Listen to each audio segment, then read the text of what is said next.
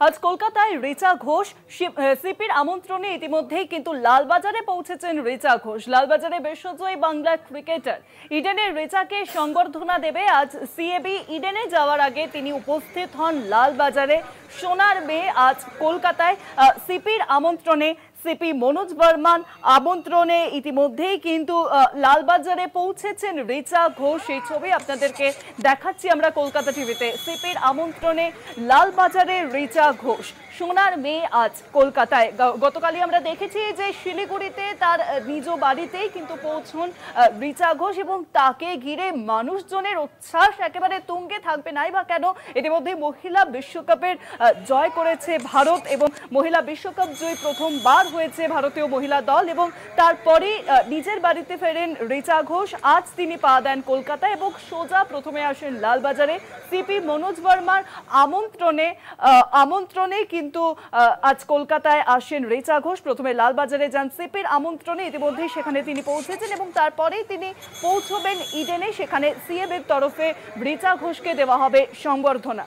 মহিলা বিশ্বকাপে আমরা দেখেছি যে গোটা সিজন জুড়ে, গোটা খেলার মরশুম জুড়ে মহিলা দলের, ভারতীয় মহিলা দলের অনবদ্য পারফরমেন্স এবং ফাইনালে তারা কার্যত অনবদ্য পারফর্ম করে বিশ্বকাপ জয় করেন এবং গোটা ভারতের গর্ব হয়ে ওঠে ভারতীয় মহিলা দল। ইতিমধ্যেই সিপির আমন্ত্রণে কলকাতায় এসেছেন রিচা ঘোষ এবং লালবাজারে ইতিমধ্যে উপস্থিত হয়েছেন তিনি। এরপরেই তিনি সোজাসুজি সেখান থেকে চলে যাবেন, সোজাসুজি তিনি চলে যাবেন ইডেন।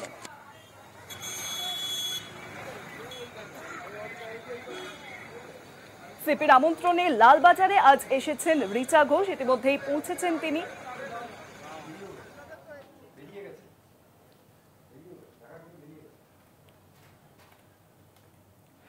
আরো জানাবেন এখন লালবাজার থেকে সরাসরি রয়েছেন প্রতিনিধি রিয়া মাঝি। রিয়া, আজকে সিপির আমন্ত্রণে লালবাজারে উপস্থিত হন রিচা ঘোষ, ইতিমধ্যেই তিনি কি বেরিয়ে গেছেন ইডেনের উদ্দেশ্যে?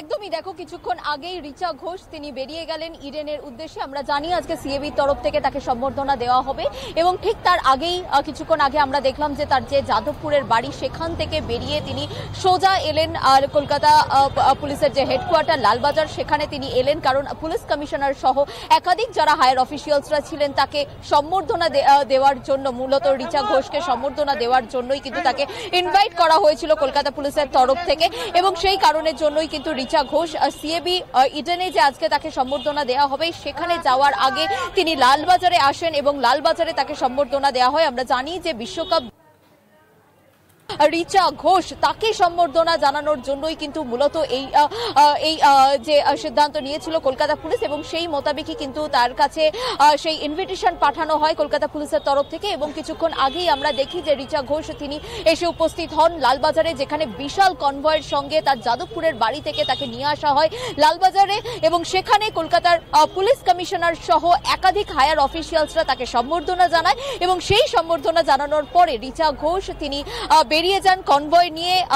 তাকে সিএবি নিয়ে ইতিমধ্যেই তিনি সিএবি গিয়ে পৌঁছে গিয়েছেন এতক্ষণে, কারণ আমরা দেখেছি যে সিএবির আধিকারিকরা যেমন ছিল একই সঙ্গে কলকাতা পুলিশের একাধিক হায়ার অফিসিয়ালসরা ছিল, তার ফ্যামিলি মেম্বাররা ছিল সেখানে এবং সবার সামনেই তাকে সম্বর্ধনা দেওয়া হয় কলকাতা পুলিশের তরফ থেকে।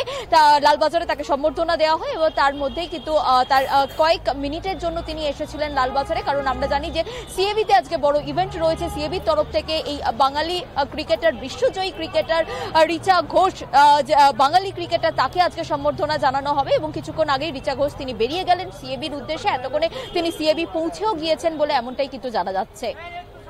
অনেক ধন্যবাদ রিয়া, সরাসরি ছিলেন লালবাজার থেকে আমাদের প্রতিনিধি রিয়া মাঝি। ইতিমধ্যে রিচা ঘোষ তিনি কিন্তু সিএবির উদ্দেশ্যে চলে গেছেন, কারণ আজ ইডেনে এক বিশেষ অনুষ্ঠান রয়েছে এবং সেখানেই কিন্তু সিএবির তরফে রিচা ঘোষকে দেওয়া হবে বিশেষ সংবর্ধনা। থাকবেন ঝুলন গোস্বামী থেকে শুরু করে সৌরভ গাঙ্গুলি।